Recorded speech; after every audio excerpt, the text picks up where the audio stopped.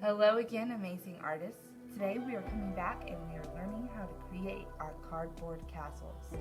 Last week we talked a little bit about some of the attachments that we can use, especially when using things like cylinders. We can create flanges, which is essentially just tabs, but in a circle. And this can be very helpful for fitting tubes inside other tubes, as well as making sure that they're very secure to your base. Here I have my base, and I'm going to be showing you a few different techniques. We're going to be talking a little bit more about slotting today, even though we covered that. And we're going to see a few other things that are going to be very useful in our castle. Okay, so let's take a look at what it is that we're making. Here I have this castle, okay, and I've started building this by using a few different techniques. So one thing that I've done here is I've created a more secure base by folding these edges over. And you can see how I've done that on this example right here. Now this piece has already been cut quite a lot in different ways, but here at the bottom you can see that it's been scored, okay? When we score something, what we're doing is we're creating notches in the surface in order to bend in those places. And so I'll demonstrate that to you in just a moment. But you can see when I fold these four walls together, how they're gonna sit. And if we look down into the center, we can see where those pieces come together to form a flat base. And it's a lot easier to glue than adding glue on a thin edge like it is here. So I'm going to add a glue on this bottom piece instead, and you'll see that in just a second. But let's talk about how we can score our design. Okay? So here I have a saw. On my saw, it's really important that when I use this material that I am keeping my body and my fingers out of the way of the blade. These teeth can cut you, they're very sharp. Okay, so always make sure that you're working, and you can always work off the edge of a table too to saw in, but if you're scoring, you're going to be kind of slicing towards yourself, but keeping your body parts out of the way. Okay, so let me show you what I mean here. Here I have this piece of cardboard, and let's say I wanted to score the bottom of it. There are two things that I'm going to do here. Okay, first I need to mark my line that I'm going to follow. A really, really helpful trick that you can use is you can take, I'm going to use a marker so that you can see it a little better here. You can take your ruler and you can measure the distance that you want to have your line at. So if I measure ½ inch there and I measure ½ inch here, or whatever distance you want your line to be at, then I can take those 2 points and line them up and create a line across there. Okay, and I know that that's going to be ½ inch all the way down because I measured from that same edge in 2 spots and then connected those lines.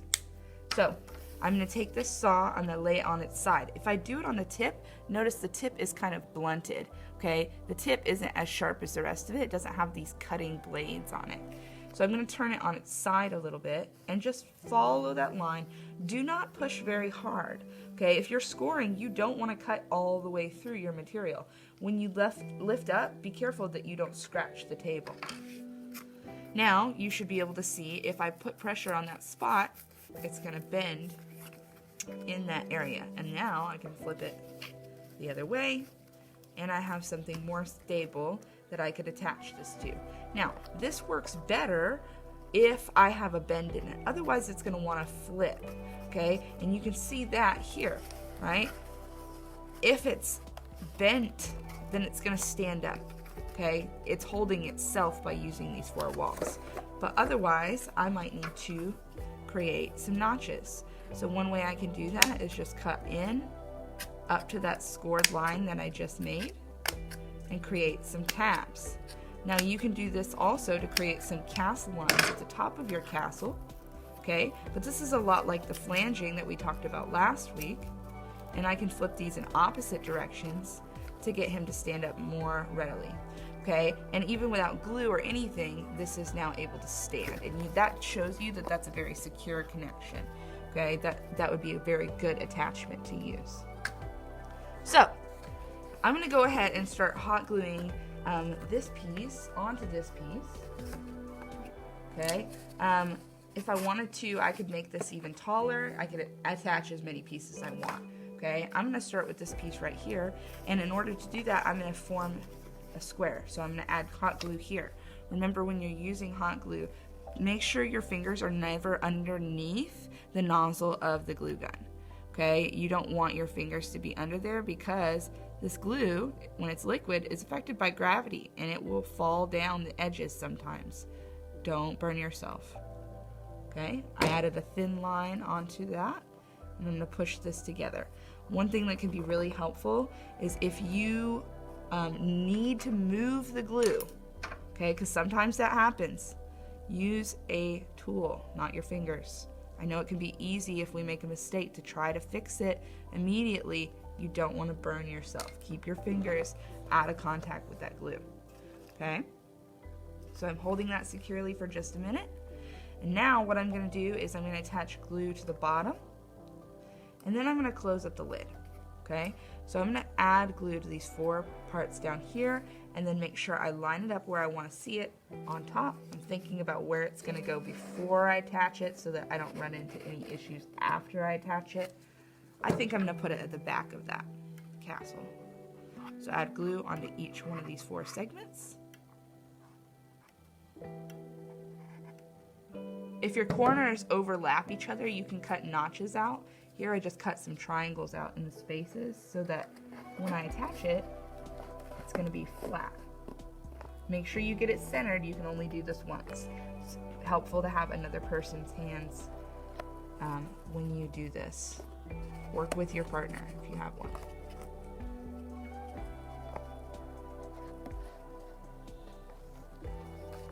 Okay, and then the next thing I'm going to do is I'm going to attach in this piece that I cut. All I did here was I formed this base, and then I just traced this square so that I knew it would be the right size. If it's not, I'll just trim it until it is. Here you can see I've cut those same flanges or those same tabs, and I actually just push them over so that I can have a surface to glue this onto. Okay? So here I'm going to work very quickly because the glue is going to dry fast. Attach glue into these areas. If it drips down a little bit, I'm less worried about it being on the inside. Lay that in there, push it flat.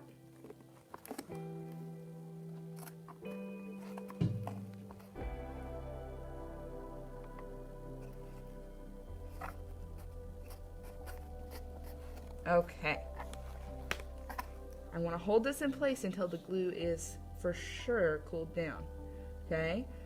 Now the next things that I'm going to show you are going to have to do with these cylinders. Okay?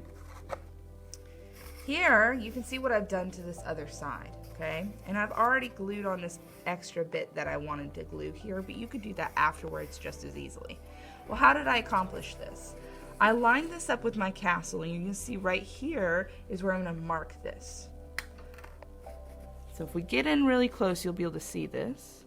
I'm going to come right here, and I've got this lined up at the bottom, and I'm going to mark a spot where that is at my corner, okay, so that I know I'm going to make a line up to that point. And I want my lines to be straight. I'm sure you want your lines to be straight. I can't draw a straight line without a ruler. I bet you probably can't either. Use your tools, okay? So what I'm going to do to this is I'm going to create a slot. So you already know how to make a slot, but what we're going to do is we're going to cut through this, and we want to make sure that we are cutting out a thick enough piece. So I'm actually going to cut on both sides of this line, all the way up to that point.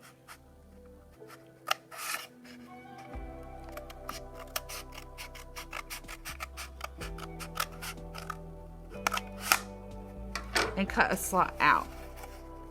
My piece actually just fell in there. There he is.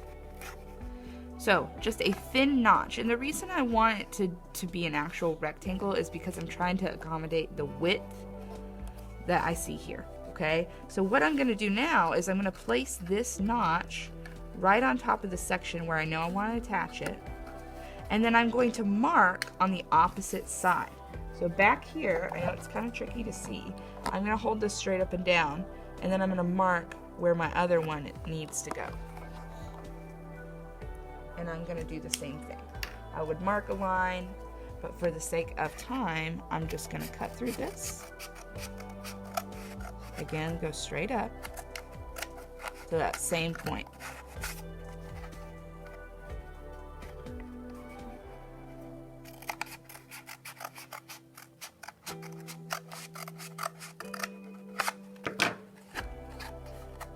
Okay? And then now I should be able to slide in that piece of tube I just cut and slide it straight down. Okay? And even without glue, that's already really secure. Okay? The next thing I'm going to do is I'm going to create a slot up here. You might notice though that this one is a little bit deeper. So when I cut, I'm going to cut in this area. And then again, I'm going to notice where this connects, and if I need to mark it on the other side, I'll mark it. I'm also going to need to mark the tube above it so that I know where it's going to get cut as well. So I'm going to mark that on this side. Okay? And then make a slot on this side. I want it to be about the same depth as the other one, so I'm trying to keep them about the same size.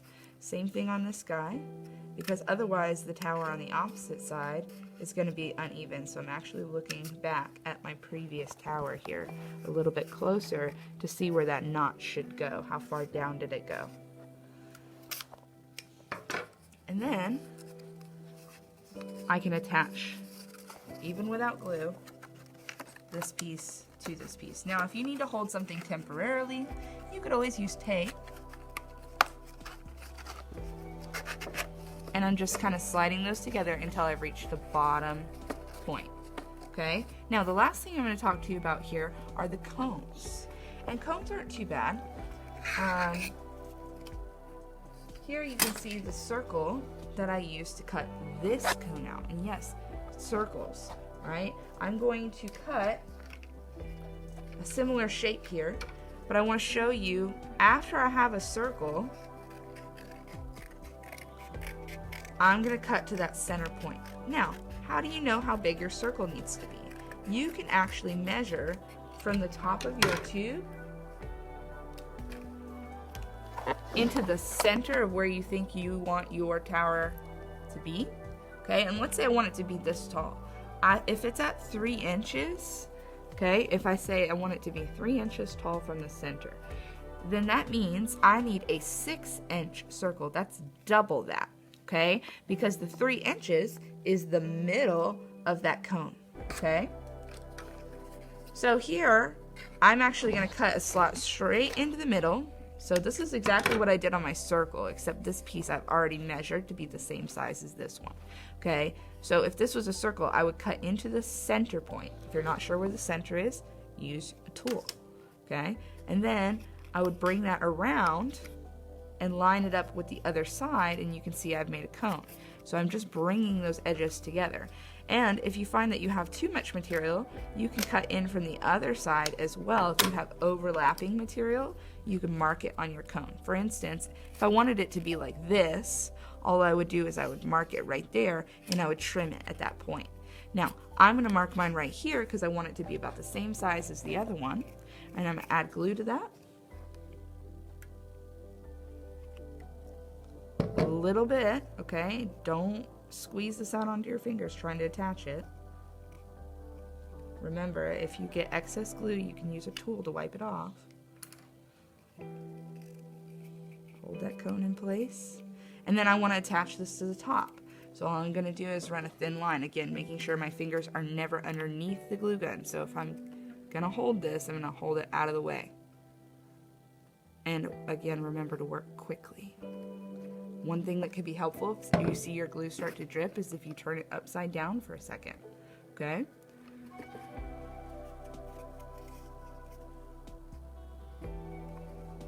And then I'm going to place that on, making sure that it's wide enough that it comes around the edge like a little hat.